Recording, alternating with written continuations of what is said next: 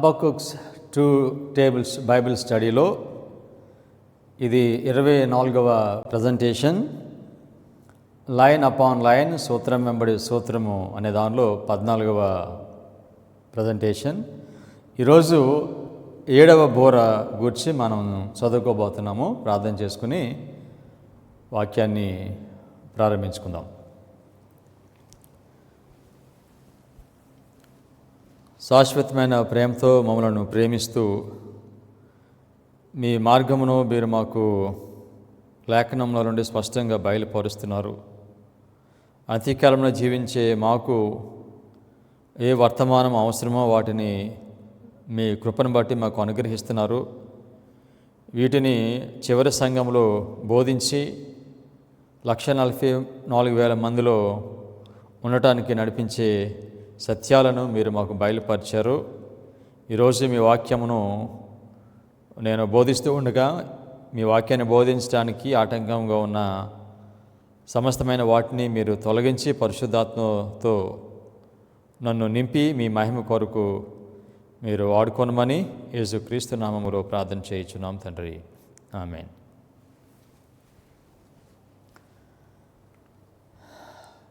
హబక్కుక్స్ 2 టేబుల్స్లో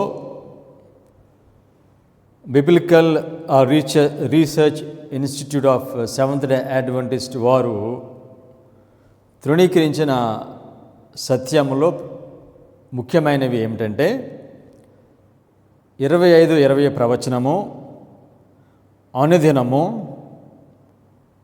ఆఖరి 3 బోరలు, ట్రంపెట్స్. ఇక్కడ మనం చూస్తాము 5th ట్రంపెట్, 6th ట్రంపెట్. మొదటి 5వ బోర అది ఇస్లాంకు సూచనగా ఉంది.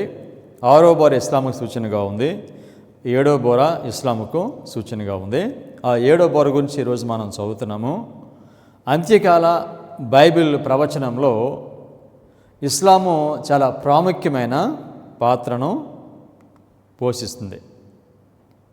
ఈ ఇస్లాము క్రీస్తు నీతి అనే వర్తమానమును అది తీసుకొస్తుంది. ఈ 7వ బోర సెప్టెంబరు 11, 2001లో ప్రారంభమైంది.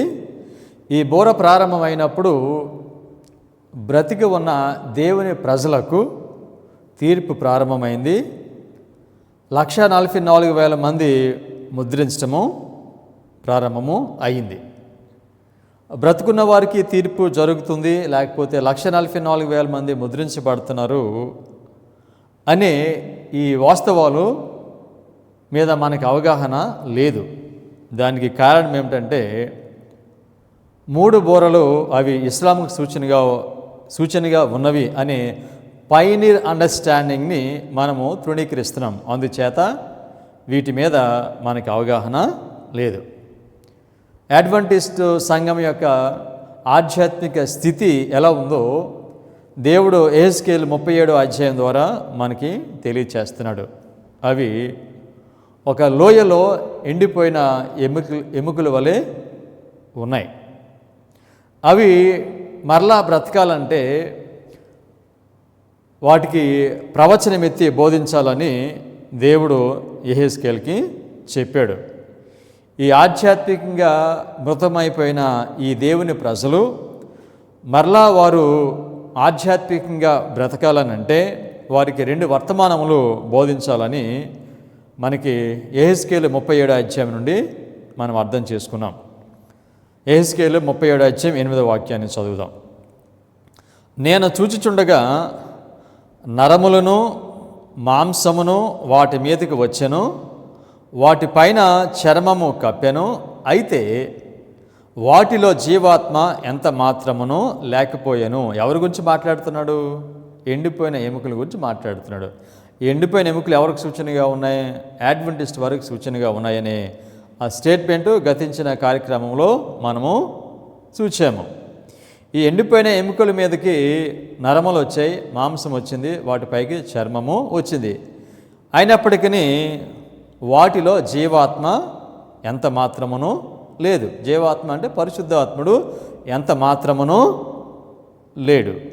గనుక దీనికి మొదటి వర్తమానం వీరికి బోధించినప్పుడు ఈ ఎముకలన్నీ కూడా గడగడ కదులుతూ అవి ఏకమవుతాయి, కానీ వాటిలో జీవం ఉండదు. కానీ దీనికి రెండో వర్తమానం బోధించినప్పుడు అప్పుడు వీళ్ళకి పాదముల మీద నిలబడతారు, పరిశుద్ధాత్మను పొందుతారు. అయితే ఈ రెండో వర్తమానము ఎప్పుడు ఈ ఎండిపోయిన ఎముకలకు వస్తుంది?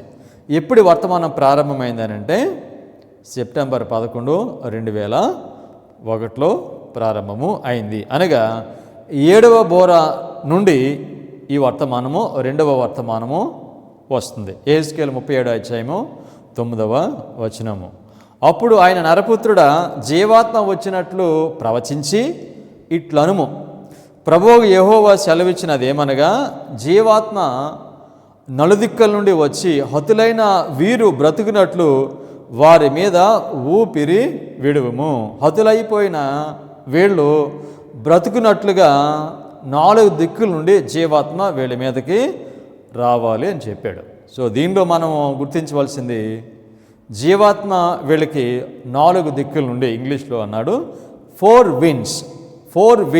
విండ్స్ నుండి ఈ జీవాత్మ ఈ రెండో వర్తమానము వీళ్ళకి వస్తుంది. అప్పుడు వీళ్ళు బ్రతుకుతారు. అయితే ఇప్పుడు మనం ఏం గుర్తించాలి? 4 విండ్స్ ఏమిటో గుర్తించాలి. ఈ 4 వాయువులు లేకపోతే 4 విండ్స్ ఏమిటో మనము గుర్తించాలి. ప్రకటనలో ఉన్న బబులోను గురించి మనం అర్థం చేసుకోవాలనంటే ఆది కాండంలో ఉన్న బబులోను గురించి మనం అర్థం చేసుకోవాలి. కనుక మనము ప్రకటనలో ఉన్నది ప్రతి దాన్ని కూడా దాన్ని అర్థం చేసుకోవడానికి అది ఎక్కడ మొట్టమొదటిగా ప్రస్తావించబడిందో అక్కడికి మనము వెళ్ళాలి. దీని గురించి ఇటువంటి ప్రిన్సిపల్ మనం ఉపయోగించాలని యెషయా ద్వారా దేవుడు మనకి ఈ విధంగా తెలియచేస్తున్నాడు. యెషయా 44వ అధ్యాయము 6, 7, 8 వచనాలు చదువుదాం. ముందు 6, 7 వచనాలు చదువుదాం. ఇశ్రాయేలీల రాజైన యెహోవా వారి విమోచకుడైన సైన్యములకు అధిపతియగు యెహోవా ఇలాగూ సెలవిచ్చుచున్నాడు, నేను మొదటి వాడను కడపటి వాడను, నేను తప్ప ఏ దేవుడును లేడు. ఆదిలోనున్న జనమును నియమించినది మొదలుకొని నేను తెలియజేయచ్చు వచ్చినట్లు తెలియచేయగల దేవుడెవడు?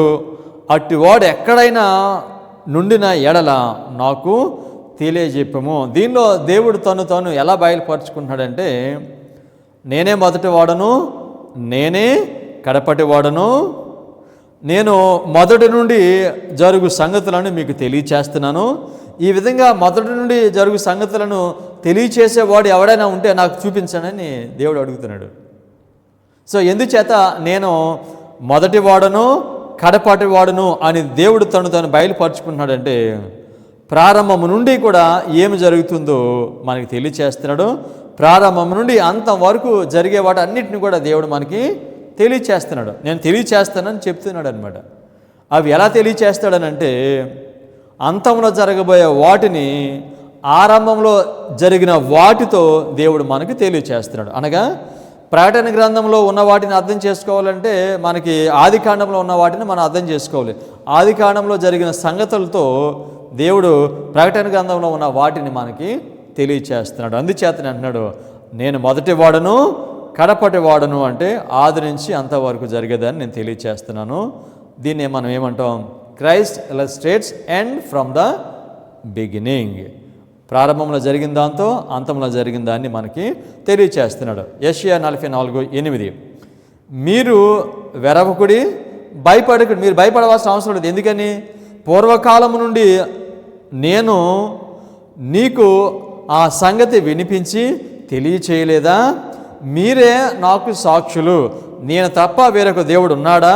నేను తప్ప ఆశ్రయ దుర్గం ఏదియూ లేదు. ఉన్నట్టు నేను ఎరుగను. మీరు నాకు సాక్షులు. దేవుని ప్రజలు ఆయనకి సాక్షులు అంటే ఏమని సాక్ష్యం చెప్పాలి మనము? మన సాక్ష్యం ఏమిటంటే దేవుడు అంతంలో జరిగే వాటిని ప్రారంభం నుండి తెలియచేస్తున్నాడు అనే సాక్ష్యం మనం చెప్పాలి.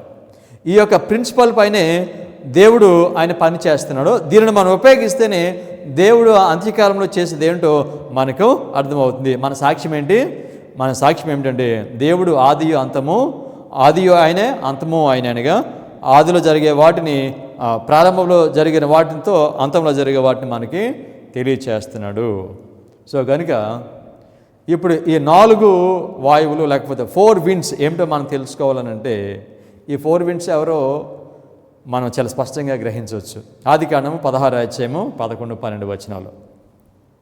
మరి యెహోవా దూత, ఇదిగో యెహోవా నీ మొరను వినెను, నీవు గర్భవతివై ఉన్నావు, నీవు కుమారుని కని అతనికి ఇష్మాయేలు అను పేరు పెట్టెదవు.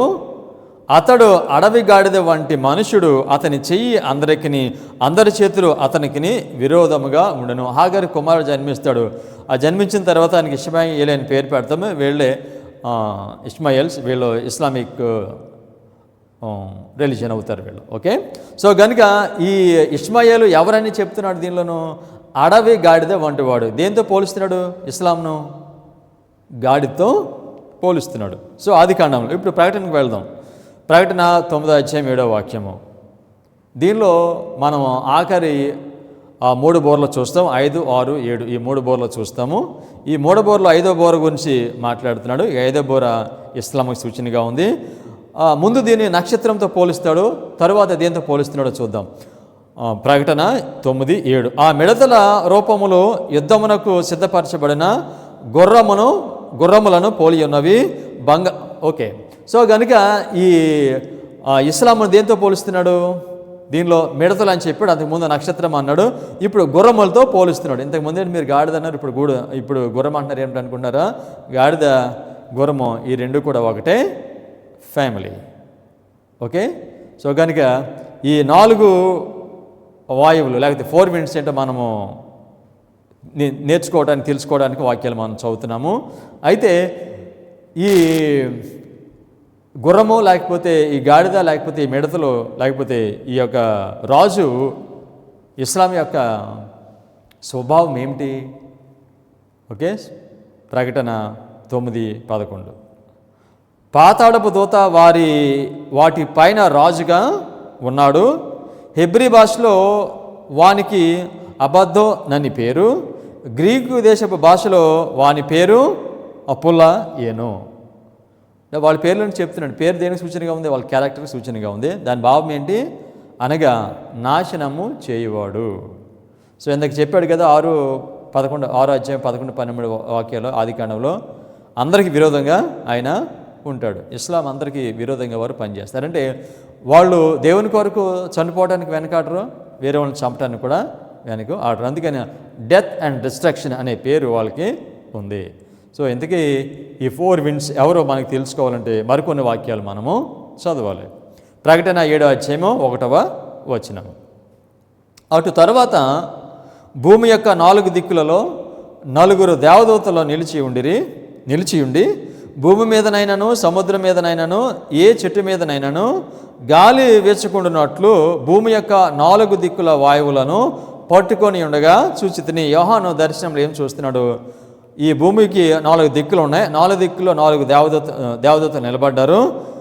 ఈ భూమి మీదకి గాలి వీచకుండా ఆ గాలిని వీచకుండా వాటిని వారు పట్టుకొని ఉన్నారు. 4 దిక్కుల నుండి వచ్చే గాలి వీచకుండా వాటిని వారు పట్టుకొని ఉన్నారు. ఎందుకు పట్టుకున్నారు ఆ విధంగా వాళ్ళు? ప్రకటన 7వ అధ్యాయము 2, 3 వచనాలు. మరియు సజీవుడగు దేవుని ముద్ర గల వేరొక దూత సూర్యోదయ దిశ నుండి పైకి వచ్చుట చూచితిని. భూమికిని సముద్రమునకును హాని కలుగు చేయటకే అధికారం పొందిన, ఇక్కడ భూమికి సముద్రము అని చెప్పాడు కదా, భూమి సముద్రము చెట్లు దేవుని ప్రజలకు సూచనగా ఉంది. భూమికిని సముద్రమునకును హాని కలుగు చేయటకే అధికారం పొందిన ఆ 4 దూతలతో ఈ దూత మేము మా దేవుని దాసులను వారి నొసళ్ళ యందు ముద్రించే వరకు భూమికైనను సముద్రమునకైనను చెట్లకైనను హాని చేయవద్దని బిగ్గరగా చెప్పాను. సూర్యోదయ దిశ నుండి వచ్చిన దేవుని ముద్ర కలిగిన ఈ దూత ఏమని చెప్తున్నాడంటే 4 దూతలతోటి మేము మా దాసులకు వాళ్ళ నొసళ్ళ యందు ముద్రిస్తున్నాము, ముద్రించే అంతవరకు కూడా నీవు ఈ 4 వాయువులను 4 విండ్స్ని నువ్వు పట్టుకుని ఉండమని చెప్పాడు.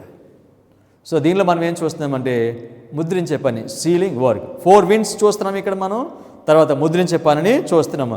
ఎవరిని ముద్రిస్తున్నారు, ఎంతమంది ముద్రించబడతారో 4వ వాక్యము. ప్రకటన 7:4. మరియు ముద్రింపబడిన వారు లెక్క చెప్పగా వింటెను, ఇశ్రాయేలీల గోత్రములన్నిటిలో ముద్రింపబడిన వారు 1,44,000 మంది. ఎంతమంది ముద్రించబడతారు? 1,44,000 మంది. ఈ ముద్రించడం ఎప్పుడు ప్రారంభమవుతుంది?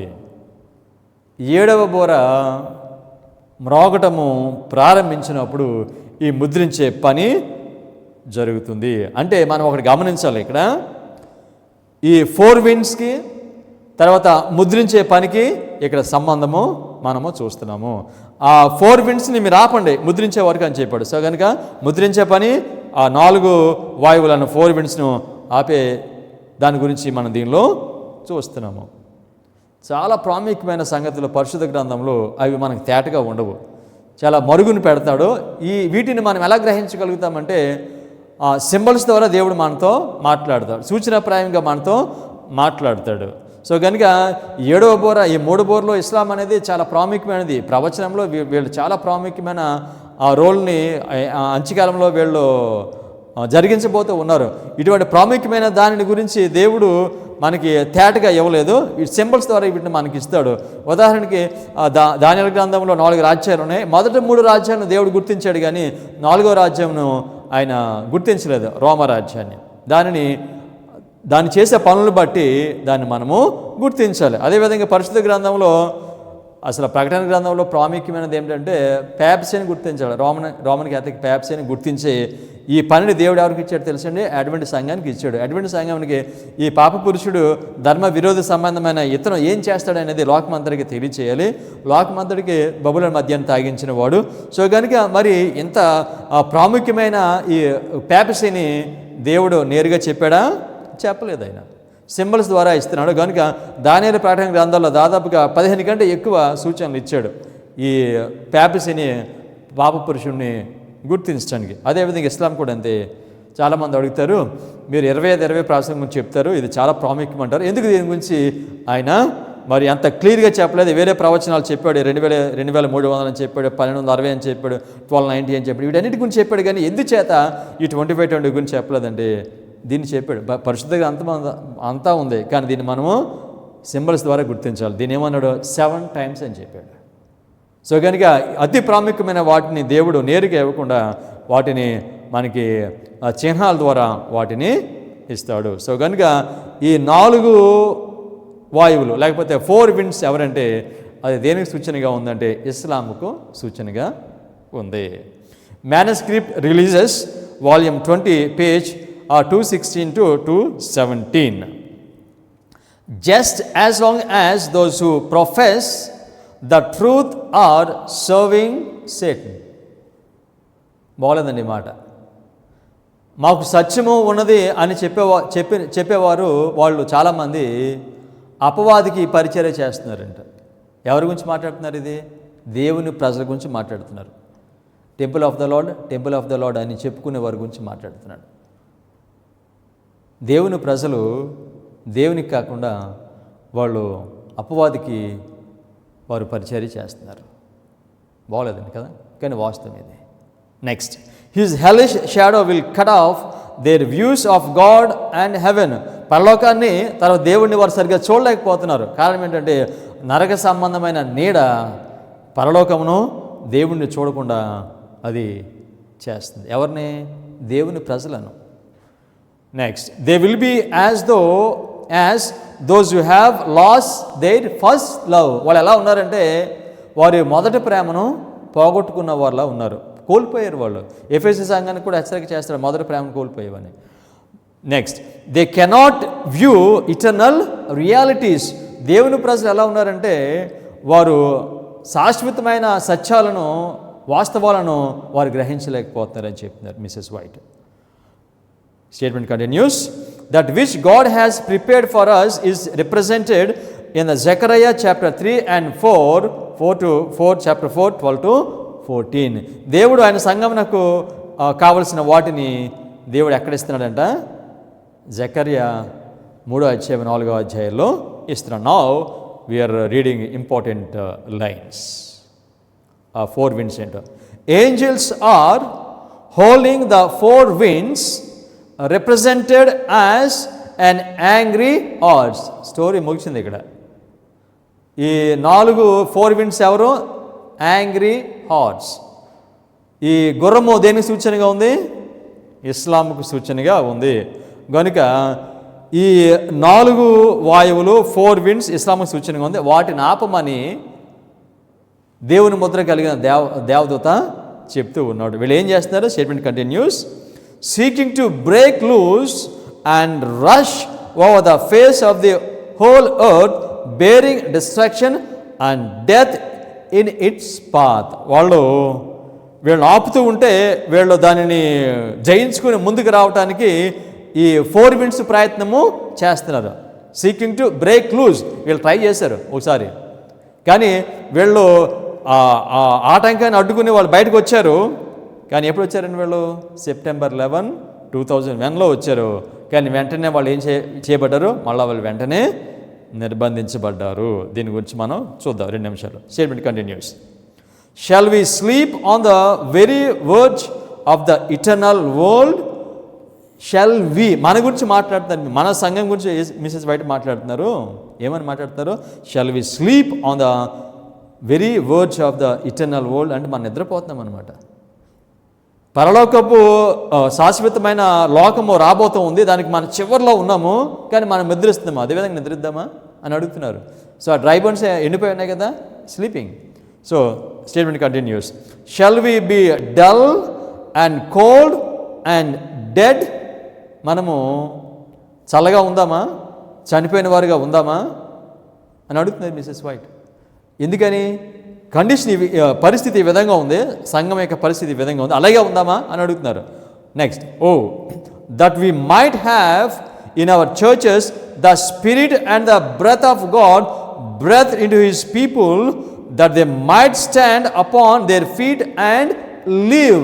అలా ఉండవలసిన అవసరం లేదు మనకి. ఎందుకనగా మన సంఘమునకు మనకు జీవాత్మ రాబోతూ ఉంది. ఈ మాటలో ఎక్కడవి మిసెస్ వైట్ రాస్తున్నారు? The spirit and the breath of God breathe in his people. దేవుని యొక్క జీవాత్మ వారిలోకి ఊదమని ఎక్కడ చెప్తున్నాడు దేవుడు? ఏ అధ్యాయంలో చెప్తున్నాడు? యెహెజ్కేలు 37 అధ్యాయం చెప్తున్నాడు. ఇందాక 4 వాయువులను పట్టుకోమని ఎక్కడ చెప్తున్నాడు? ప్రకటన 7 అధ్యాయంలో చెప్తున్నాడు. సో కనుక ప్రకటన 7 అధ్యాయము, యెహెజ్కేలు 37 అధ్యాయము, ఈ రెండింటిని మిసెస్ వైట్ ఏం చేస్తున్నారు? కనెక్ట్ చేస్తున్నారు. ఈ రెండు ఒకదాని గురించే మాట్లాడుతున్నాయి. ఇస్లాం 4 winds represents angry hearts. Adventist ప్రారంభంలో ఇస్లాము ఉంది.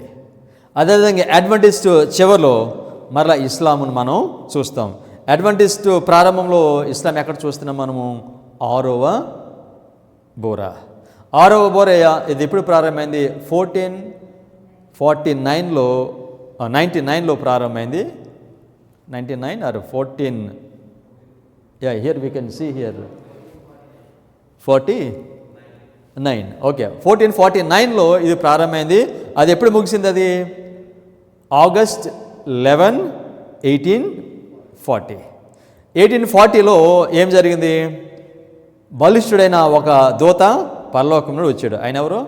Is none other than Christ. ఆయన వచ్చినప్పుడు 1798 నుండి ఒక వర్తమానం బోధిస్తున్నారు. ఆయన బలిష్ఠుడైన దేవదూత వచ్చినప్పుడు 1840 August 11లో ఆ వర్తమానము అది శక్తి పొందింది. 1840లో ఏం జరిగిందనంటే ఆటోమన్ ఎంపైర్ ఇస్లాం వారి అధికారాన్ని క్రైస్తవ రాజ్యములకు వారు అప్పగించారు. 1840లో వారు నిర్బంధింపబడ్డారు ఇస్లాం. అదేవిధంగా 7వ బోరకాలంలో కూడా వారు మరలా ఆ విధంగా నిర్బంధించబడతారు. ఇది 7వ బోర ఎప్పుడు ప్రారంభమైంది? September 11, 2001. దీని గురించి ఎక్కడ మనం చూస్తాము? ప్రకటన 18వ అధ్యాయము 1వ వచనము. అటు తర్వాత మహాధికారము గల వేరొక దూత పరలోకం నుండి దిగివచ్చుట చూచితిని, అతని మహిమ చేత భూమి ప్రకాశించును. ఈ దూత ఎప్పుడు వచ్చాడు? ఈ దూత ఎవరు? None other than Christ. ఎప్పుడు వచ్చాడు? September 11, 2001. అప్పుడు ఏం ప్రారంభమైంది? 7వ బోర మ్రోగటము ప్రారంభము అయింది.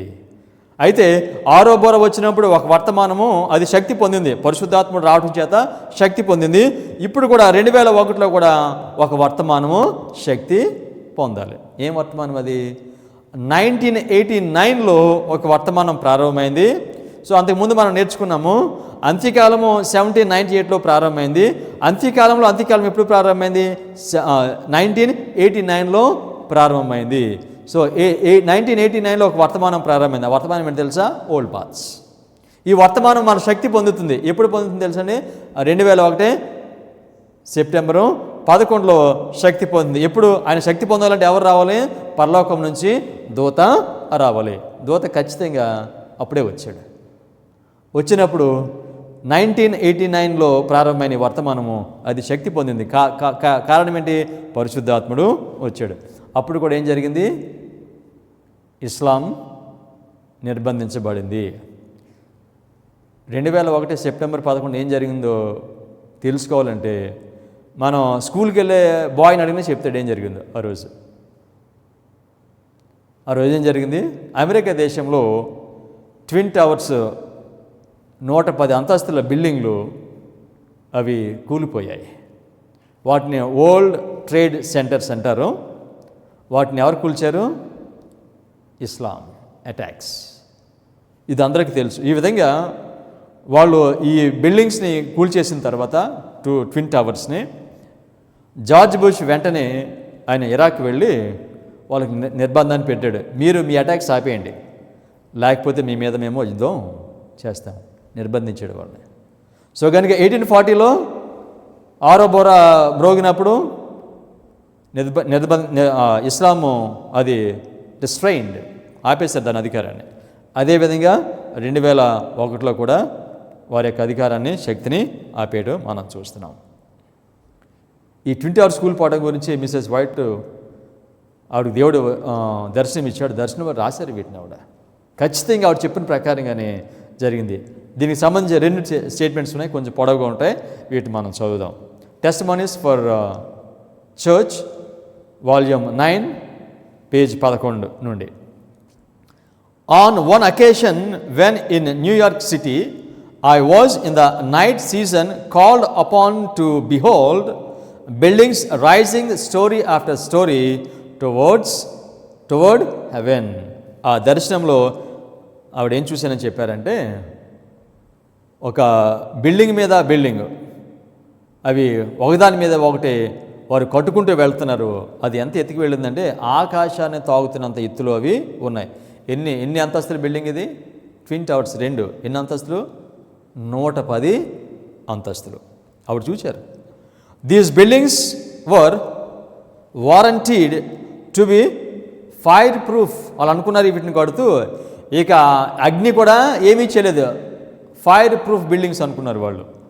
And they were erected to glorify their owners and builders. ఎందుకు కడుతున్నారు అంటే వీళ్ళు, ఈ కట్టేవాళ్ళు వారి యొక్క అధికారులను వారు మహిమపరచడానికి కట్టేవారు వాటిని కడుతున్నారు, దేవుని మహిమ కొరకు కాదు. తర్వాత higher and still higher these buildings rose and in them the most costly material was used. ఆ ట్విన్ టవర్స్ కట్టడానికి చాలా విలువైన వస్తువులను వారు ఉపయోగించారు. Those to whom these buildings belonged were not asking themselves, how can we best glorify God? ఈ యొక్క twin టవర్స్ని కట్టేవాళ్ళు కానీ లేకపోతే వాళ్ళ అధికారులు కానీ ఇవి కట్టడం ద్వారా ఏ విధంగా మేము దేవుని మహిమపరచగలము అని వాళ్ళు అడగటం లేదు. Continuous. The lord was not in their thoughts. వాళ్ళ హృదయాల్లో మనసులో దేవుడు ఎంత మాత్రమని కూడా లేడు. కేవలము వారికి డబ్బు ఉన్నది కనుక తమను తామును గణపరచుకోవడానికి, మహిమపరచుకోవడానికి వీటిని వారు కడుతున్నారని మిసెస్ చెప్తున్నారు. దర్శనంలో దేవుడు చూపించాడు అవన్నీ కూడా. Statement continuous. As this lofty buildings went up, the owners rejoiced with ambitious pride that they had money to use in gratifying self and provoking the envy of their neighbours. వారి కట్టడంలో ఏమిటంటే వారి దగ్గర మా దగ్గర చాలా ధనం ఉంది కనుక వారు కట్టే ఈ బిల్డింగ్స్ ద్వారా ఇతరులకు ఈర్ష్య కలగాలనే ఉద్దేశంతో, ఆ గర్వంతో, అహంభావంతో వీటిని కడుతున్నారు. ఇంకా ఏ విధంగా కడుతున్నారు వాళ్ళు? Much of the money that they thus invested had been obtained through exaction, through grinding down the poor. పేదవాళ్ళ దగ్గర నుంచి అన్యాయంగా అక్రమంగా లాక్కున్న డబ్బుతో వాళ్ళు వీటిని కడుతున్నారు. ఈ విధంగా కడితే వాళ్ళు అనుకున్నారు తమ మహిమపరుచుకుంటూ గణపరుచుకుంటూ ఉన్నారు, కానీ దీన్ని దేవుడు చూడలేదు అనుకున్నారు. కానీ దేవుడు దీన్ని గమనిస్తున్నాడు. Statement continues. They forgot that in heaven an account of every business transaction is kept. పరలోకంలో మనం చేసే ఆ వ్యాపారం ప్రతి దానిని అక్కడ రికార్డ్ చేస్తున్నాడు దేవుడు. మన అన్యాయంగా వ్యాపారం చేస్తే దాన్ని దేవుడు పరలోకంలో దాన్ని రికార్డ్ చేస్తున్నాడనే విషయాన్ని వాళ్ళకి తెలియదంట. Next, every unjust deal, every fraudulent act is there recorded. అవినీతితో చేసే ప్రతి పని, మోసకరమైన ప్రతి పని కూడా పరలోకంలో అవి రాయబడుతున్నాయని వాళ్ళకి తెలియదు. The time is coming when in dead fraud and insolence men will reach a point that the Lord will not permit them to pass, and they will learn that there is a limit to the forbearance of Jehovah. అయితే వీళ్ళ అతిశయంతో అహంకారంతో చేస్తూ ఉంటే దేవుడు ఆయన సహనమునకు పరిమితి ఉంది అని తెలుసుకునేలాగా దేవుడు చేయబోతున్నాడు. దేవుడు ఏం చేయబోతున్నాడు? Statement continues. The scene that next passed before me was an alarm of fire. ఒక ఆశ్చర్యకరమైన దృశ్యాన్ని మిసెస్ వైట్ చూస్తున్నారు. Alarm of fire. Men look at the lofty and supposedly fireproof buildings and said they are perfectly safe. ఆ కఠిన ఈ యొక్క 110 అంతస్తుల బిల్డింగ్స్ని చూసి వాళ్ళు అనుకుంటున్నారు ఇవి చాలా క్షేమమైనవి అని వాళ్ళు అనుకున్నారు. But these buildings were consumed as if made of pitch. అయితే మిసెస్ వైట్ ఆ దర్శనం ఏం చూశారంటే ఆ 2 బిల్డింగ్స్ కూడా, కట్టడాలు కూడా గడ్డి కాలిపోయినట్లుగా అవి కాలిపోవటం ఆవిడ చూశారు. ఎప్పుడు కాలిపోయినవి? September 11, 2001. The fire engines could do nothing to stay the destruction. ఆ నాశనాన్ని ఆ ఫైర్ ఇంజిన్స్ ఆపలేకపోయాయి. The firemen were unable to operate the engines. వాళ్ళు తీసుకెళ్లారు కానీ వాటిని ఆపరేట్ చేయలేకపోయారు. ఈ ట్విన్ టవర్స్ కూలిపోయినప్పుడు 2001లో మొత్తం ప్రపంచమంతా కూడా ఇది పెద్ద న్యూస్. దేవుడు ఆయన ఒక పని చేస్తూ ఉన్నప్పుడు లోకమంతటికి తెలిసేలాగా ఆయన కొన్ని పనులు ఆయన చేస్తాడు. ఆయన చేంజ్ ఆఫ్ డిస్పెన్సేషన్ అంటే దీని గురించి మాట్లాడతాను. అయితే దీనిలో ఈ ట్విన్ టవర్స్ కూలిపోయినప్పుడు మన చర్చెస్లో, మన స్కూల్స్లో మిసెస్ వైట్ ముందే రాశారు వీటి గురించి కూలిపోతాయని. అని చాలా మన గొప్పగా మనం చెప్పుకున్నాం. కానీ దీని వెనకాల ప్రవచనం ఉంది, దీని వెనకాల దేవుని యొక్క నడిపింపు ఉంది. దీని ద్వారా దేవుడు మనకు ఒక వర్తమానం ఇస్తున్నాడు. దేవుని ప్రజలను ఆయన రాకడ కొరకు సిద్ధపరుస్తున్నారని ఎవరో కూడా గ్రహించలేకపోయారు. ఈ ట్విన్ టవర్స్ కూలిపోయినప్పుడు ఒక ప్రవచనము నెరవేరింది. Review and Harold, July 5, 1906. How comes the word that have declared that New York is to be swept away by a tidal wave? This I have never said. Mrs. White ఆ twin towers కూలిపోతే ఆ 2 towers ఆ twin towers అనే మాట ఉపయోగించలేదు. ఆవిడకి twin towers అని తెలియదు, అప్పుడు అప్పటికి అవి కట్టలేదు. సో కనుక 2 బిల్డింగ్స్ కట్టడమే దర్శనం చూశారు. కనుక ఇవి కూలిపోతాయని చెప్తే మనుషులు చాలామంది అనుకున్నారు న్యూయార్క్ పట్టణం అంతా కూడా అది తుడిచివేయబడుతుంది అని మిసెస్ వైట్ చెప్పారని దాన్ని ఆ విధంగా అర్థం చేసుకున్నారు. కనుక మిసెస్ వైట్ దాన్ని క్లారిఫై చేస్తున్నాను ఇక్కడ. నేను ఎప్పుడు ఆ విధంగా న్యూయార్క్ పట్టణము అది కొట్టుకుపోతుందని నేను ఎప్పుడు చెప్పలేదు. నేను ఏం చెప్పానో చెప్తున్నాను.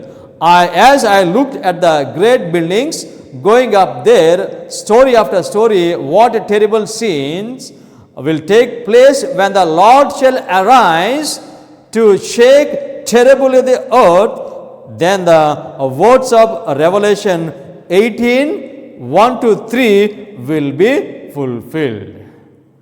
న్యూయార్క్లో ఉన్న ఈ 2 ట్విన్ టవర్స్ కూలిపోయినప్పుడు ఏమి నెరవేరుతుందని చెప్పారు మిసెస్ వైట్? ప్రకటన 18వ అధ్యాయము 1-3 వచనాల్లో ఉన్న ఈ మాటలు నెరవేరుతున్నాయి. దీనిలో అన్నాడు మిసెస్ వైట్ అంటున్నారు, ద లార్డ్ షల్ అరైజ్. దేవుడు లేచి నిలబడ్డాడంట. దీని గురించి మనం కొద్ది నిమిషాల్లో నేర్చుకుందాం. దేవుడు ఎందుకు లేచి నిలబడతాడో మనము చూద్దాం. ఈ ట్విన్ టవర్స్ని ఎవరు కూల్చారు? Angry horse, 4 winds. 4 winds దేనికి సూచనగా ఉంది? యాంగ్రీ హార్స్, ఆగ్రహం కలిగిన గుర్రము. ఆ దేనికి సూచనగా ఉంది? ఇస్లాంకు సూచనగా ఉంది.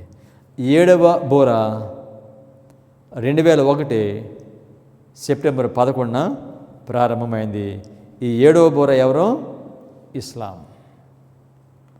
Statement continues. The whole of the 18th chapter of Revelation is a warning of what is coming on the earth. ప్రకటన గ్రంథం 18వ అధ్యాయము భూమి మీదకి ఏమి రాబోతుందో దాని గురించి మనకి హెచ్చరిక చేస్తుంది. కనుక 18వ అధ్యాయం మొదట్లో ఏం జరిగింది?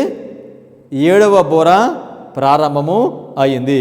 అది ప్రారంభమైనప్పుడు లోకమంతా గుర్తించినట్లుగా దేవుడు ఏం చేశాడు? ఆ ట్విన్ టవర్స్ని కిందకే తీసుకొచ్చాడు. అవి పడద్రోయబడ్డాయి. ఇది అందరికీ కూడా దేవుని ప్రజలకు కనువిప్పు. ఎందుకు ఈ ట్విన్ టవర్స్ కూలిపోయినాయి? దీని వెనకాల ఎవరు ఉన్నారు? ఇస్లాం. దాని ద్వారా దేవుడు మనకి ఏం వర్తమానం ఇస్తాడో మనం చూద్దాం. Statement continues. But I have no light in particular in regard to what is coming on New York. అయితే ఏమొస్తుందో నాకు తెలియదు, కానీ నాకు దర్శనం ఆయన చూపించాడని చెప్పాడు. Only that I know that one day the great buildings there will be thrown down by the turning and overturning of God's power. దేవుని యొక్క శక్తి చేత మానవులు తన అహంభావంతో వారి యొక్క గర్వాన్ని తృప్తిపరచుకోవడానికి కట్టిన ఈ బిల్డింగ్స్ 2 కూలిపోతాయని మాత్రము దేవుడు నాకు తెలియచేశాడని చెప్తున్నారు. From the light given me I know that destruction is in the world. So నాశనం ఎప్పుడు ప్రారంభమవుతుంది? ప్రకటన 18వ అధ్యాయం 1-3 వాక్యాలతో ఈ లోకం యొక్క అంతము ప్రారంభము అవుతుంది. లోకం అంతం అయిపోతుందని మనకు తెలుసు, కానీ పర్టికులర్గా ఎప్పుడు అవుతుందో మనకు తెలియదు. సో దీని వాక్యం ద్వారా మనకు తెలుస్తుంది లోకము నాశనము ప్రారంభమైంది. ఎప్పుడు ప్రారంభమైంది? 2001 సెప్టెంబర్ 11లో అంతము ప్రారంభము అయింది. Okay, statement continuous. One word from the lord, one touch of his mighty power and these massive structures will fall. Scenes will take place, the fearfulness of which we cannot imagine. దేవుని యొక్క మాటతో, దేవుని యొక్క తాకిడితో ఈ గొప్ప buildings 2 కూడా కూలిపోతాయి. ఇవి కూలిపోయినప్పుడు మనుషుల యొక్క భయాన్ని ఎవరు కూడా అంచనా వేయలేరు అని చెప్పాడు. మిసెస్ వైట్ చెప్పిన ప్రకారంగా ఖచ్చితంగా ఆ 2 బిల్డింగ్స్ ట్విన్ టవర్స్ అవి కూలిపోయాయి. ప్రవచనము నెరవేరింది. అప్పుడు ఒక వర్తమానం మనకి దేవుడు ఇస్తున్నాడు. ఎందుకు వీటి గురించి దేవుడు మనకు తెలియచేస్తున్నాడు? 2001 సెప్టెంబర్ 11న దేవుడు యొక్క వర్తమానాన్ని 2వ వర్తమానాన్ని పంపిస్తున్నాడు. మొదటి వర్తమానము 1989లో వచ్చింది. ఇప్పుడు 2వ వర్తమానము ఇస్తున్నాడు. ఈ వర్తమానం లోకమంతా గ్రహించినట్లుగా దేవుడు ఈ సంఘటనను అనుమతించాడు. ప్రకటన 18:1. అటు తర్వాత మహాధికారం గల వేరొక దూత పరలోకము నుండి దిగివచ్చుట చూచితిని. అతని మహిమ చేత భూమి ప్రకాశించను. ఈ దూత ఎప్పుడు వచ్చాడు? మిసెస్ వాట్ వెరీ క్లియర్గా చెప్పారు. ఇంకంతే, సెప్టెంబర్ 11. ఈ దూత ఎవరు? క్రైస్ట్. ఆయన వచ్చినప్పుడు ఈ భూమి ఏమవుతుంది అన్నాడు? అతని మహిమ చేత భూమి ప్రకాశించను. దేవుని మహిమ దేనికి సూచనగా ఉంది? ఆయన యొక్క క్యారెక్టర్, ఆయన యొక్క స్వభావము. దేవుని యేసుక్రీస్తు వారి స్వభావం ఏమిటి? ఆయన నీతి. ఏ వర్తమానం మనకి ఇస్తున్నాడు దేవుడు? క్రీస్తు నీతి అనే వర్తమానాన్ని మనకిస్తున్నాడు. ఎవరికి ఇస్తున్నాడు? మనకంటే ఎండిపోయి ఆత్మ లేక ఆ లోయలో పడి ఉన్న ఈ ఎముకలకు దేవుడు 2 వర్తమానాలు ఇస్తున్నాడు. ఒక వర్తమానం ఏంటి? Come back to old parks. 1989లో ప్రారంభమైంది. రెండో వర్తమానం ఇస్తున్నాడు. అదేం వర్తమానము? క్రీస్తుని గూర్చిన నీతి. అంటే మొదటి వర్తమానం ఏంటి తెలుసా? హబక్కూక్ 2 tables. ఇవేమిటివి? మన విశ్వాసమునకు పునాది. This is our faith. విశ్వాసము ద్వారా మనిషి నీతిమంతుడిగా తీర్చబడతాడు. విశ్వాసం ఉంది కనుక దేవుడు రెండో వర్తమానాన్ని ఇచ్చాడు. ఆ రెండో వర్తమానము నీతికి సంబంధించిన వర్తమానము. నీతిమంతుడు విశ్వాసం మూలంగా జీవిస్తాడు. విశ్వాసం ద్వారా మనం నీతిమంతుడిగా తీర్చబడతాము అనే వర్తమానాన్ని దేవుడు మనకి ఇస్తున్నాడు. ఎన్ని వర్తమానాలు? 2 వర్తమానాలు. విశ్వాసమునకు సంబంధించిన వర్తమానం ఒకటి, నీతికి సంబంధించిన వర్తమానం ఒకటి. విశ్వాసం ద్వారా మనం నీతిమంతుడిగా తీర్చబడతాము. ఈ 2 వర్తమానాలు ఎప్పుడు వచ్చినాయని చెప్పాను?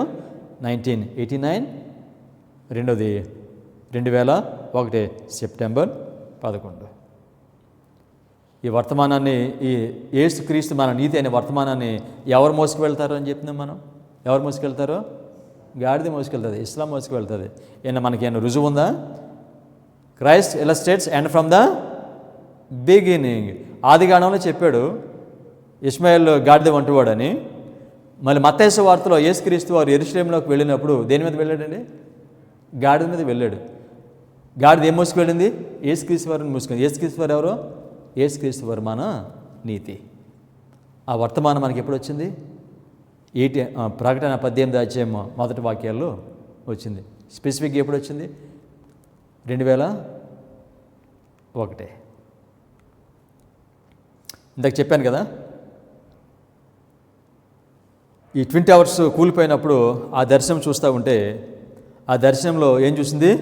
Lord shall arise. దేవుడు నిలబడతాడంట. ఆ 20 hours కూలిపోయినప్పుడు యేసుక్రీస్తు వారు వచ్చారు, నిలబడ్డారు ఆయన. ఈ నిలబడటం దేనికి సూచనగా ఉందంటే చేంజ్ ఆఫ్ డిస్పెన్సేషన్. ఎందుకు మనం దీని గురించి నేర్చుకుంటున్నాం? 7వ బోర గురించి. 7వ బోర వచ్చినప్పుడు, అది నెరవేరినప్పుడు ఏం జరుగుతుంది తెలుసండి? బ్రతుకున్న నీతిమంతులకు తీర్పు జరుగుతుంది. 144,000 మంది దేవుడు ముద్రించుకుంటున్నాడు. అందుచేత మనము ఈ 7వ ముద్రను, 7వ బోరను అర్థం చేసుకోవాలి. Lord shall arise. లేచినప్పుడు ఏం జరుగుతుంది? ఒక పని నుండి దేవుడు ఇంకో పనికి వెళ్తాడు. అంటే ఒక పని చేస్తాడు, ఆ పని ముగించుకుని వేరే పని చేస్తాడు. దీన్ని చేంజ్ ఆఫ్ డిస్పెన్సేషన్. ఇది ఎప్పుడు జరుగుతుంది? దేవుడు లేచి నిలబడినప్పుడు, అనగా సెప్టెంబర్ 11 దేవుడు లేచి నిలబడ్డాడు. నిలబడటం చేంజ్ ఆఫ్ డిస్పెన్సేషన్ అని చెప్పినాక దానికి సంబంధించి కొన్ని వాక్యాలు చదువు. అపొస్తలుల కార్యము 7వ అధ్యాయము 56వ వచనము. ఆకాశము తెరవబడటయు మనుష్య కుమారుడు దేవుడి కుడిపార్శ్వమందు నిలిచి ఉండుటయు చూచుచున్నానని చెప్పాను. ఎవరు చెప్తున్నారు ఈ మాటలు? ఎవరు చెప్తున్నారు? స్టెఫెన్ చెప్తున్నాడు. స్టెఫెను ఆయన దర్శనం చూస్తున్నాడు. చూచి యూదులకి ఆయన ప్రసంగం చేస్తున్నాడు. ప్రారంభం నుండి జరిగిన వాటిని చెప్తున్నాడు. ఎందుకంటే ఇది ఏ సంవత్సరం జరిగింది? క్రీస్తు శకము 34వ సంవత్సరము. వాళ్ళకి 70 వారాల ప్రవచనాన్ని ఇచ్చాడు. 70 వారాలు కాలంలో కనుక వారు మారు మనసు పొంది వారి వెనుకకి రావాలి. వారు కనుక పశ్చాత్తాపడి వెనకకి రాకపోతే కనుక దేవుడు వారితో చేసే నిబంధన తృణీకరిస్తాడు. వాళ్ళు మారు మనసు పొంది పాపాన్ని విడిచిపెట్టి వస్తే కనుక వాళ్ళతో నిబంధన చేస్తాడు. కనుక క్రీస్తు శకం 34వ సంవత్సరంలో 34వ సంవత్సరంలో 70 వారాల ప్రవచనం ముగిసింది. కనుక అప్పుడు కూడా ఆ యూదులు వారు దేవుని యేసుక్రీస్తుని అంగీకరించలేదు. వాళ్ళు పాపం మాని ఆయన దగ్గరికి రాలేదు. అందుచేత ఇప్పుడు దేవుడు వారిని విడిచిపెట్టి ఎవరిని తీసుకుంటున్నాడు? అన్యులకి స్వార్థ పనిని ఇస్తున్నాడు. అందుచేత ఇక్కడ స్టెఫెన్ చూస్తున్నాడు ఆకాశంలో, పరలోకంలో మనిషి కుమారుడు నిలబడాడు. Change of dispensation. ఒక పని నుండి ఇంకొక పనికి దేవుడు వెళ్తున్నాడు. ఇశ్రాయేల్ని విడిచిపెట్టి, యూదులను విడిచిపెట్టి అని అన్యులను ఎన్నుకున్నాడు. 1844లో ఏం జరిగింది? 2300 ప్రవచనము. అది చివరిలో యేసుక్రీస్తు వారు పరిశుద్ధ స్థలం నుండి అతి పరిశుద్ధ స్థలానికి వెళ్ళారు. అతి పరిశుద్ధ స్థలానికి వెళ్ళి అంతకు ముందు వరకు ప్రధాన యాజకుడు మాత్రమే పనిచేశారు. ఇప్పుడు ఇంకొక పని చేస్తారు. ఏంటనే? మృతులకు తీర్పు తీరుస్తుంది. Change of dispensation. ప్రకటన దానియేలు 12వ అధ్యాయం 1వ వాక్యంలో మనం చూద్దాం. దానియేలు 12:1. ఆ కాలమందు నీ జనుల పక్షమున నిలుచున్నట్టి మహా అధిపతియగు మిఖాయేలు వచ్చును. తెలుగులో మిఖాయేలు వచ్చునని చెప్పాడు, కానీ ఇంగ్లీష్లో అయితే మైకేల్ స్టాండ్స్. ఈ మైకేల్ నిలబడతాడు. ఎప్పుడు నిలబడతాడో తెలుసండి ఇది? ఆయన నిలబడ్డప్పుడు ఏమవుతుందంటే మొత్తం లోకమంతటికి కూడా కృపకాలము ముగిసిపోతుంది. ఆయన పరలోకపు గుడారంలో నుండి బయటికి వస్తాడు. ఆ విధంగా బయటకు వచ్చినప్పుడు ఏం జరుగుతుంది? ఈ లోకమంతటికి కూడా కృపకాలము ముగుస్తుంది. అదేవిధంగా ప్రకటన 18వ అధ్యాయము 1, 2, 3 వాక్యాల్లో దేవుడు ఏం చేశాడు? ఆయన నిలబడ్డాడు. ఆ దర్శనంలో మిసెస్ వైట్ దాన్ని చూచారు. ఇప్పుడు నిలబడ్డప్పుడు ఏంటి? Change of dispensation. 1844 అక్టోబర్ 22 నుండి ఆ చనిపోయిన వారికే ఆ తీర్పు జరుగుతూ ఉంది. కానీ సెప్టెంబర్ 11, 2001 నుండి బ్రతుకున్న నీతిమంతులకి తీర్పు జరుగుతుంది, ప్రారంభము అయింది. ఈ విధంగా బ్రతుకున్న వారికి తీర్పు ప్రారంభమైనప్పుడు ముందు ఈ తీర్పు ఎవరి దగ్గర ప్రారంభం అవుతుంది? దేవుని ఇంటి దగ్గర నుండి, దేవుని ప్రజల. కనుక మొట్టమొదటిగా తీర్పు ఎవరో జరుగుతుందంటే సెవెంత్ డే అడ్వెంటిస్ట్ వారికి జరుగుతుంది. ముందు కృపకాలం ఎవరికి ముగుస్తుంది? మనకు ముగుస్తుంది. ఎప్పుడు ముగుస్తుంది కృపకాలము? ఆదివారం చట్టం వచ్చినప్పుడు మనకి ముగుస్తుంది. సో ఇప్పుడు మనము 7వ బోర గురించి, 7వ బోర ఇస్లాముకి సూచనగా ఉందని దాన్ని మనం అర్థం చేసుకోకపోతే మనకి బ్రతుకున్న వారికి తీర్పు ప్రారంభమైంది, మనకి దేవుడు తీర్పు తీర్చడం ప్రారంభమైందనే విషయం మనకు తెలియదు. 144,000 మంది దేవుడు ముద్రించుకుంటాడనే విషయం మనకి తెలీదు. సో వీటిని ఈ ట్రంపెట్స్ని మనము తృణీకరించాం. అందుచేత బ్రతుకున్న వారికి మనకి ఇప్పుడు తీర్పు జరుగుతుందనే విషయం మనకి చాలా ఆశ్చర్యంగా ఉంటుంది. మాట చెప్తే judgement for living began in 2001 అనే మాట చెప్తే ఇది ఆశ్చర్యం ఎక్కడుందని చెప్తున్నారు. ప్రవచనసారం పరిశుద్ధ గ్రంథంలో మనకి స్పష్టంగా తెలియజేస్తున్నాడు. దేవుడు 144,000 మందిని ఆయన ముద్రించడము ప్రారంభించాడు. ఎప్పుడు? 7వ బోర మ్రోగినప్పుడు. 4 విండ్స్. ఇస్లాం యొక్క ప్రాముఖ్యత మనము గుర్తించలేకపోవడానికి కారణం ఏంటి తెలుసండి? మనము ఒకటి తృణీకరించాము. ప్రకటన 18వ అధ్యాయంలో ఉన్న మొదటి వచనంలో నెరవేరాయని మనం గుర్తించలేకపోతున్నాం. కారణం ఏంటి తెలుసండి? ఒకటి మనం తృణీకరిస్తున్నాం. బ్రతుకున్న వారికి తీర్పు జరుగుతుంది, మనకు తీర్పు జరుగుతుంది అనే విషయాన్ని మనం గ్రహించలేకపోతున్నాం. ఎందుకు తెలుసు? ఒకటి మనం తృణీకరిస్తున్నాం. 144,000 ముద్రించబడుతున్నారనే విషయం మనకు తెలియట్లేదు. ఎందుకు తెలుసండి? మనము పురాతన మార్గములను తృణీకరిస్తున్నాం. మనకి ఇవన్నీ అర్థం కావాలంటే మనం ఎక్కడికి రావాలి తెలుసండి? పురాతన మార్గమునకు రావాలి. పైనీరు మనకి స్పష్టంగా అన్నీ తెలియచేసి ఈ చార్ట్స్ మీద మనకి రాసి ఇచ్చారు. ఇవి మన పునాది. ఈ పునాది దగ్గరికి మనకు వస్తే ఈ 7వ బోర ఏమిటో, ఇది ఎప్పుడు ప్రారంభమైందో, ఇది ప్రారంభమైనప్పుడు ఏమి జరగటం ప్రారంభమైందో ఇవి మనకు అర్థము అవుతాయి. సో కనుక 7వ బోర గురించి అర్థం చేసుకోవాలంటే, బ్రతుకున్న మనకు తీర్పు జరుగుతుందని అర్థం చేసుకోవాలంటే, 144,000 మందిని దేవుడు ముద్రించుకుంటాడని మనకు తెలియాలంటే మనం ఎక్కడికి రావాలి? We have to come back to old paths. మనం పురాతన మార్గంలోకి వచ్చినప్పుడు మొట్టమొదటిగా దేని దగ్గరికి రావాలి? మనం 25-20. దీనిని 25-20 మనం తృణీకరిస్తే మనం ఈ చార్ట్స్ మీద ఉన్న ప్రవచనాన్ని అన్నింటిని కూడా మనం తృణీకరిస్తాం. మనకి ఏం అర్థం కావు. ఇప్పుడు అడ్వెంటిస్ట్ సంఘంలో గ్రేట్ కాంట్రవర్సీ, గొప్ప సంఘర్షణ ఏంటి తెలుసండి? 25-20 ప్రాఫెసీ.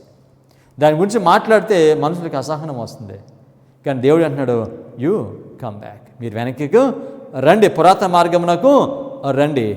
25-20 ప్రవచనం అర్థం చేసుకుంటేనే మనకి ఇస్లాము బైబిల్ ప్రవచనంలో దానికి ఉన్న ప్రాముఖ్యత, దాని యొక్క రోల్ ఏంటో మనకి అర్థం అవుతుంది. కనుక దేవుడు ఏం చేస్తున్నాడు? మనలను వెనకకి రమ్మని పిలుస్తున్నాడు. ఇర్మియా 6వ అధ్యాయము 16వ వాక్యం. యెహోవా ఎలాగో సెలవిచ్చుచున్నాడు, మార్గములలో నిలిచి చూడుడి. యెహోవా ఏమని సెలవిస్తున్నాడు? మార్గములలో నిలిచి చూడండి. మార్గంలో నిలిచి చూడడం అంటే ఏంటి? ఏ మార్గం అది? This 2 charts, Habakkuk 2 charts. మనం ఏం నేర్చుకుంటున్నాం? Line upon line. ఈ 2 చార్ట్స్ పరిశుద్ధ గ్రంథంలో ఉన్నవి. వాటిని మనము పరిశుద్ధ గ్రంథం నుంచి దృఢపరుచుకుంటున్నాం. మనం దేవుడు వెనకగా పురాతన మార్గంలోకి రమ్మని పిలుస్తున్నాడు. కనుక పురాతన మార్గంలో నిలిచి చూడండి. మనము ఈ చార్ట్స్ దగ్గరికి వచ్చి నిలిచి చూస్తే మనకి ఏమర్థమవుతుందో తెలుసా? మనము ఆధ్యాత్మికంగా ఏ స్థితిలో ఉన్నామో, దేవుని సంఘమైన మనము ఆధ్యాత్మికంగా ఎక్కడ ఉన్నామో మనకు తెలుస్తుంది. ఈ విధంగా ఈ మార్గంలో నడిచింది ఎవరు నడిపించాడు? దేవుడు యెహెజ్కేలు నడిపించాడు. యెహెజ్కేలు 37వ అధ్యాయంలో ఆ మార్గం నడిపించినప్పుడు ఆయన ఏం చూశాడు? ఎండిపోయిన ఎముకలను చూచాడు. సో గనుక మన సంఘం యొక్క పరిస్థితి ఆధ్యాత్మికంగా ఎలా ఉందో మనకు తెలియాలంటే మనం ఏ మార్గంలో నడవాలి? ఈ పురాతన మార్గంలో నడిచినప్పుడే మన ఆధ్యాత్మిక స్థితి మనకు తెలుస్తుంది. అందుచేతనే 25 ప్రవచనం చెప్పినప్పుడు ఏమంటే తెలుసండి, we are the temple of the, మన దేవుని ప్రజలం, మనము ఎప్పటికీ మనమే దేవుని ప్రజలము, మన స్థితి బాగుంది అని మనం అనుకుంటున్నాము. కానీ ఈ పురాతన మార్గంలోకి వస్తే మనకు తెలుస్తుందండి మన ఆధ్యాత్మిక స్థితి ఏ విధంగా ఉంది. కానీ ఆ స్థితికి రాకుండా ఉండడానికి అపవాది దాన్ని చేయవలసిన పనులన్నీ కూడా ఆయన మిసెస్ వైట్ మాట చెప్పారు. ఆయన చేయవలసిన పని అంతా చేశాడంట మనము ఈ పురాతన మార్గంలోనికి రాకుండా ఉండడానికి. దేవుడు ఆయన పిలుస్తున్నాడు ఏమని? మీరు ఈ మార్గంలో నిలిచి చూడండి, ఈ చార్ట్స్ మీరు చూడండి అని చెప్పి. నెక్స్ట్, పురాతన మార్గం గురించి విచారించడి, మేలు కలుగు మార్గం మీద అని అడిగి అందులో నడుచుకోనండి. మీరు అడగండి ఏది మేలు అయిన మార్గము అని మీరు అడిగి అందులో మీరు నడుచుకోండి. అందులో నడటం ఏంటి? ఈ ప్రవచనాలను అర్థం చేసుకుని దాని అందు విశ్వాసం కలిగి ఉండటం. ఈ ప్రవచనాలు ఏమిటివి? మన విశ్వాసం. నెక్స్ట్, అప్పుడు మీకు నెమ్మది కలుగును. ఎప్పుడైతే ఈ యొక్క మన పునాది అయినటువంటి, మన విశ్వాసం పునాది అయినటువంటి వీటిని అంగీకరిస్తామో అప్పుడు మనకి ఏం కలుగుతుంది? నెమ్మది. దీన్ని ఏమన్నాడు ఇంగ్లీష్లో? రిఫ్రెషింగ్. పరిశుద్ధాత్ముడు దేవుడు మనకి ఇస్తాడు. పరిశుద్ధాత్మ ద్వారా దేవుడు మనతో మాట్లాడుతాడు. మనలోనికి జీవాత్మ వస్తుంది. మనలోనికి జీవాత్మ రావాలనంటే మనం ఎక్కడికి రావాలండి? పురాతన మార్గం నాకు రావాలి. పురాతన మార్గానికి రావాలని పిలిస్తే ఏమంటారని చెప్తున్నాడు ఇర్మియా 6:16 ఆఖరి లైన్లో అన్నాడు, అయితే వారు మేము అందులో నడుచుకొనమని చెప్పుచున్నారు. వీటి గురించి మాట్లాడినప్పుడు బైబిల్ పండితులే కావచ్చు, లేకపోతే ప్రొఫెసర్సే కావచ్చు, జ్ఞానం ఉన్నవాళ్ళే కావచ్చు, వీటిని తృణీకరిస్తున్నారు. ఏమంటారు వాళ్ళు? మేము నడుచుకోనము. అందులో నడుచుకోకపోతే వచ్చే నష్టం ఏంటి? వారికి నెమ్మది లేదు. ఈ పురాతన మార్గంలోకి రమ్మని దేవుడు మనల్ని ఎప్పటి నుంచి పిలుస్తున్నాడు? 2001 సెప్టెంబర్ 11 7వ బోర మ్రోగినప్పుడు. అయితే ఎంతమంది వస్తారని చెప్తున్నాడు దీనిలో? ఎంతమంది వెనక్కి వస్తారో? 1,44,000 మంది వస్తారు. వాళ్ళు ఇప్పుడు ముద్రించబడుతున్నారు. పురాతన మార్గంలోనికి రమ్మని పిలిచే ఈ వర్తమానాన్ని మనం తృణీకరిస్తే విశ్వాసం ద్వారా నీతిమంతులుగా తీర్చబడతాము అనే వర్తమానమును మనము తృణీకరిస్తున్నాము. తద్వారా పరిశుద్ధాత్మని మనము తృణీకరిస్తున్నాము. ఇది చాలా చాలా సీరియస్ మెసేజ్. విశ్వాసం ద్వారా నీతిమంతులుగా తీర్చబడే వర్తమానమును దేవుడు అడ్వెంటిస్ట్ సంఘం నాకు ఇస్తున్నాడు. ఈ 2 వర్తమానముల ద్వారా దేవుడు మనలను ఆయన స్వరూపంలోనికి మనను మార్చుకోవటానికి పురాతన మార్గంలోనికి రమ్మని పిలుస్తున్నాడు. ప్రార్థన చేసుకుందాం.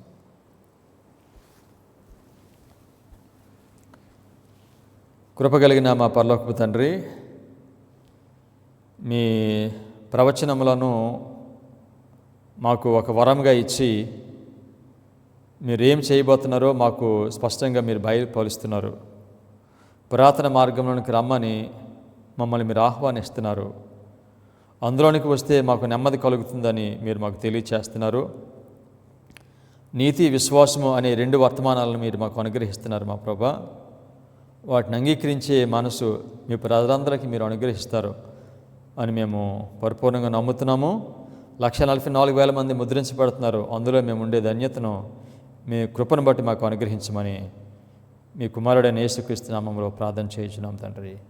ఆమేన్.